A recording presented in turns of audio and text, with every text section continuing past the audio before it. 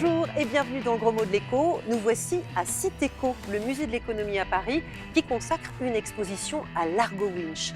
S'il vivait aujourd'hui, ce héros de BD, un orphelin adopté par un milliardaire, ne se contenterait pas d'un livret A qui rapporte très peu en cette période de taux bas.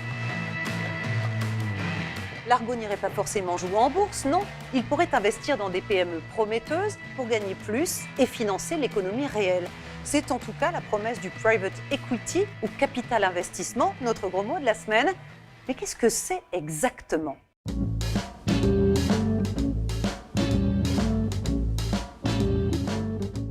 Ah non, pas du tout. Ça me dit rien du tout.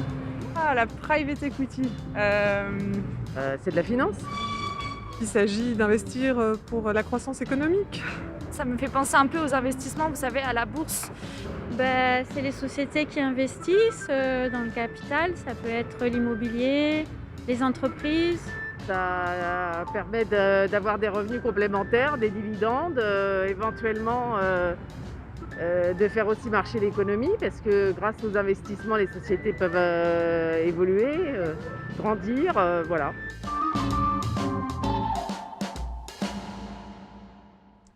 Bonjour Charles Citroën. Bonjour. Première question, qu'est-ce que c'est le private equity ou capital investissement ? Ça correspond à la prise de participation en capital sans garantie dans des entreprises non cotées afin de contribuer à leur démarrage, à leur croissance ou encore à leur cession. Alors ça veut dire que concrètement, on achète des titres, on achète des actions, des bouts de capital, c'est ça ? Oui, c'est ça. Mais encore une fois, donc, ce qu'il est important de rappeler, c'est que c'est toujours dans le cadre d'entreprises qui sont non cotées. Ça veut dire qu'ils ne sont pas en bourse. Qui ne sont pas en bourse. Qui place son argent dans ces sociétés non cotées ? Alors, historiquement, c'était surtout le fait d'investisseurs institutionnels. Donc, très simplement, des banques, des fonds de pension ou des compagnies d'assurance. Mais progressivement, le capital investissement est devenu plus accessible aux particuliers. Alors, quel risque on court quand on fait ce type d'investissement et qu'on est un particulier ou un investisseur institutionnel ? Alors, le risque, c'est par exemple, après plusieurs années de ne pas réussir à revendre ses titres, il y a un risque de moins-value. Ce qu'il faut bien avoir aussi perdre en tête, de l'argent. Donc de perdre de l'argent. Et ce qu'il faut bien avoir en tête, c'est que c'est souvent des investissements qui sont réalisés dans des petites ou moyennes entreprises qui sont plus sujettes à des difficultés économiques en cas de crise économique. Et donc, c'est un risque très important qu'il faut avoir à l'esprit. En revanche, on peut s'attendre à gagner pas mal d'argent si ça marche. Il y a plusieurs études qui montrent que sur le moyen ou le long terme, le rendement est proche de 10%. C'est bien au-dessus, par exemple, du livret A qui est à 0,5%. Bien au-dessus du livret A. Pour des investisseurs, c'est bien plus intéressant que des obligations, puisqu'on est dans un contexte de taux d'intérêt extrêmement faible. Et puis, c'est surtout moins volatile que le marché boursier. Pour les entreprises, quel intérêt ? Pourquoi ne pas aller à la banque emprunter ? Pourquoi ne pas aller en bourse ? Alors, elles ne vont pas à la banque parce qu'il y a des banques qui ne prêtent pas. Et puis surtout, qui dit capital investissement, dit plus de confidentialité pour l'activité économique de l'entreprise par rapport au marché boursier où il y a une logique de transparence qui est très marquée. Quand on est en bourse, il faut qu'on déclare beaucoup de choses sur ses résultats, sur ses effectifs, sur ses rémunérations, ce qui n'est pas le cas quand on n'est pas en bourse. Exactement. Quels risques courent les entreprises quand elles recourent à ce type de financement ? Qui dit private equity dit généralement que des fonds vont demander un droit de regard sur les comptes de l'entreprise et puis aussi vont exiger des rendements qui sont souvent très élevés. Et il y a aussi un certain type de capital investissement qui est le LBO. Leverage buyout en anglais. Hein. Exactement. Le principe, c'est qu'on crée une holding qui va s'endetter pour acheter une entreprise. Et très souvent, donc, ça a des effets positifs, mais aussi très souvent, ça a des effets négatifs parce qu'en fait, il arrive que la quasi-totalité des bénéfices générés par l'entreprise suite à l'opération de LBO servent en fait à rembourser l'emprunt et les intérêts qui ont été nécessaires pour réaliser cette opération.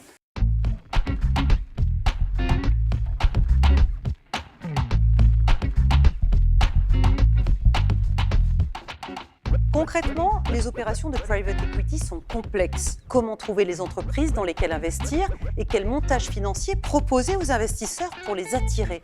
C'est le métier des fonds de capital investissement. Hexagone, dans le 8e arrondissement, a déjà permis de placer plus de 5 milliards d'euros, essentiellement pour des fonds de pension, des fondations ou des assurances, mais aussi, depuis 2 ans, pour des particuliers. Les particuliers de plus en plus. En général, c'est en moyenne 100 000 euros minimum par fonds. Donc on est quand même sur des niveaux de patrimoine qui sont assez importants. En fait, il y a toujours eu un intérêt assez fort pour que les particuliers puissent aller investir dans private equity parce que c'est un investissement qui est intéressant pour eux. Déjà, ils peuvent investir dans des sociétés qu'ils comprennent, qui sont un peu moins, entre guillemets, ésotériques que la bourse. C'est-à-dire que la bourse, ça part dans les marchés financiers.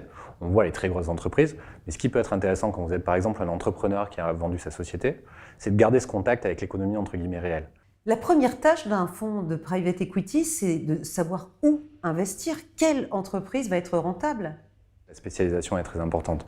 Parce qu'en fait, il faut être capable déjà d'avoir des notions financières comme pour la bourse, c'est-à-dire d'être capable d'analyser le bilan d'une société, un marché, etc. Mais ensuite, il faut rentrer dans le détail et connaître tous les acteurs. Parce que c'est des PME, parce que c'est des Exactement. entreprises de taille intermédiaire, mais elles ne sont pas à la bourse. Donc la seule façon pour bien analyser un dossier, c'est quoi? C'est d'aller rencontrer les managements, d'aller rencontrer les équipes, rencontrer les concurrents des fois pour bien comprendre en fait exactement ce que fait l'entreprise et est-ce que du coup c'est un bon investissement ou pas. Il y a une technique particulière dans le private equity, c'est ce qu'on appelle le LBO, donc Leverage Buyout, c'est-à-dire qu'en fait, on apporte du capital, on achète des actions, mais il y a aussi de la dette. Est-ce que ça peut être dangereux? Un fonds de private equity va toujours vouloir mettre un maximum de dette. Parce que plus vous mettez de dette, plus le rendement sur votre capital va être important. Parce qu'en fait, c'est comme quand vous achetez un appartement. C'est-à-dire plus vous mettez de dette dans votre appartement, plus quelque part à la fin, vous allez gagner de l'argent. Si votre banquier vous a trop prêté, si demain, le moindre risque, peut-être que vous ne serez plus en mesure de rembourser votre prêt. Par contre, si lui a bien calibré quelque part le montant qu'il est prêt à vous prêter, vous êtes capable d'absorber des chocs. C'est exactement pareil avec le LBO. C'est-à-dire que le LBO, s'il est bien fait, va apporter de la valeur à ceux qui investissent dans le fonds de LBO, mais par contre, va assurer quand même une certaine pérennité à l'entreprise, parce que l'entreprise est capable d'absorber quand même des chocs suffisants pour pouvoir toujours rembourser la dette. Dans de nombreux cas, les entreprises ont recours au capital investissement pour financer leur croissance. Exemple Vivarte, né en 1903 avec les chaussures André et qui comptera jusqu'à 20 marques et 20 000 salariés en 2014, 10 fois plus qu'aujourd'hui. La concurrence d'Internet, le désir de moins consommer pour protéger l'environnement, les crises sociales et financières vont briser son élan, mais aussi une énorme dette contractée en 2007 quand le fonds britannique Charterhouse achète le groupe en injectant 800 millions d'euros de fonds propres et en empruntant 2,7 milliards d'euros à charge pour Vivarte de rembourser. Patrick Puy a pris les rênes de Vivarte en 2016. Vivarte, c'était un cas d'école, c'était assez simple parce qu'il y avait une énorme dette. Avant que j'arrive, elle était de 3 milliards. Quand je suis arrivé, elle était d'1,4 milliard. Avec un EBITDA qui était petit à petit descendu de 400 millions, ce qu'il était en 2010, à 50 millions de moins tous les ans. Donc, il est arrivé à zéro en 2016 à peu près. C'est quoi un EBITDA? EBITDA, c'est grosso modo le résultat. Donc, avec un résultat négatif, on ne peut pas rembourser la dette. Comment on arrive à une dette pareille?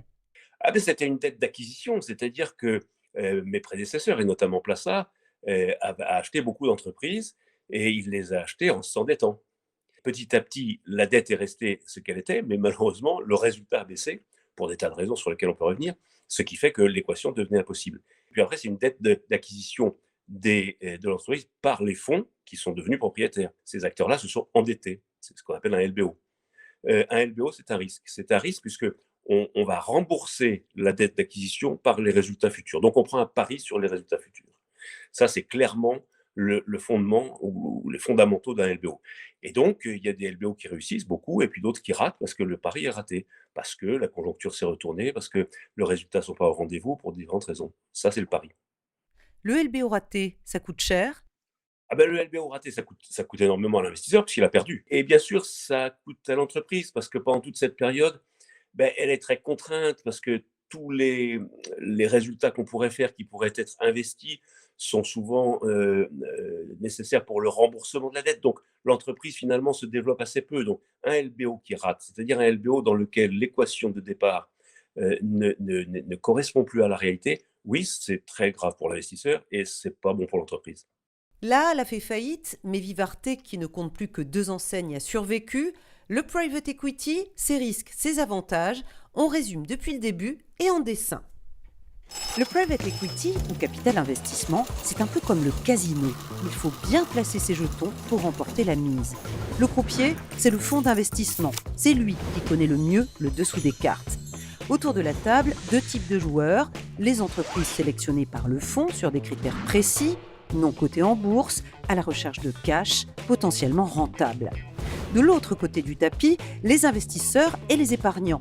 Eux aussi doivent montrer patte blanche. Ils paient un ticket d'entrée, plusieurs milliers voire millions d'euros. Ils acceptent de bloquer leurs fonds plusieurs années et risquent de tout perdre. Le jeu commence quand le croupier place les jetons des investisseurs dans les mains des entreprises. C'est bingo si l'entreprise rapporte, que l'argent reçu lui permet de grandir et que le croupier prend sa commission au passage. Mais attention, pour corser la partie, la maison fait souvent crédit. Le casino permet alors aux investisseurs d'emprunter beaucoup pour miser sur les entreprises. À charge pour ces dernières de rembourser la dette, c'est la règle. Si la conjoncture se retourne ou que les intérêts à rembourser sont trop élevés, l'entreprise peut faire faillite et entraîner avec elle certains investisseurs et plus rarement tout le casino. Voilà pour le private equity. Sachez que le gouvernement français promeut ce type de placement à travers la Banque publique d'investissement. Elle a créé un fonds ouvert aux particuliers à partir de 5 000 €. Mais souvenez-vous, ce type de placement peut être risqué. Vos questions, vos suggestions, c'est sur Twitter et sur Facebook. Portez-vous bien et protégez-vous des virus.